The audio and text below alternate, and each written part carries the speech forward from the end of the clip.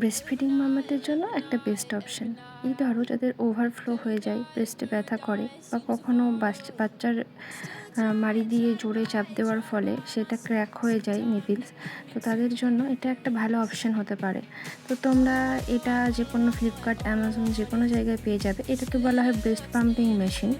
তো এটার সাহায্যে তুমি সহজেই তোমার ওভারফ্লো যেটা আসছে সেটাকে তুমি স্টোর করে রাখতে পারবে, এবং নর্মাল টেম্পারেচারে 4 ঘন্টা এবং ফ্রিজে 4 দিন পর্যন্ত স্টোর করা যায়।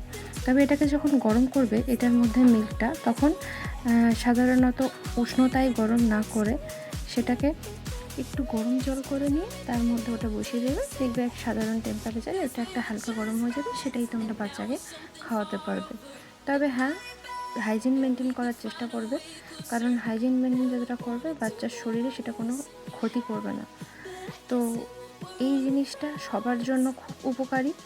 আমি আমার পুচকুর জন্য এটা অর্ডার দিয়েছি, এবং এটা নেক্সট আমি কিছুদিন ব্যবহার করে এটার অভিজ্ঞতা তোমাদের সঙ্গে শেয়ার করব।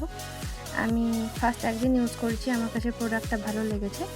তোমরাও যদি মনে করো যে তোমাদেরও এরকম সেম ইস্যু রয়েছে, তো তোমরা এটা ঝটপট অর্ডার করে নাও এবং তোমার বাচ্চাকে নিশ্চিন্তে ফিড করাও।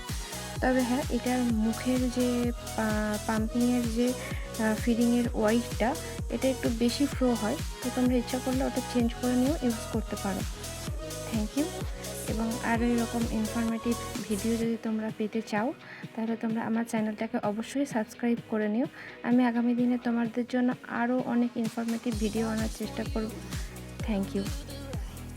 পাশের বেল আইকন বাটনটিকে একটু প্রেস করে দিও, যাতে করে আমি কোনো ভিডিও আপলোড করলে তোমাদের কাছে সেটা সবার প্রথম গিয়ে পৌঁছায়। আর ভিডিওটি যদি ইনফরমেটিভ মনে হয় তাহলে আরও মামিদের সঙ্গে শেয়ার করে নিয়ে তাদেরকেও এই প্রোডাক্ট সম্পর্কে জানতে সাহায্য করো।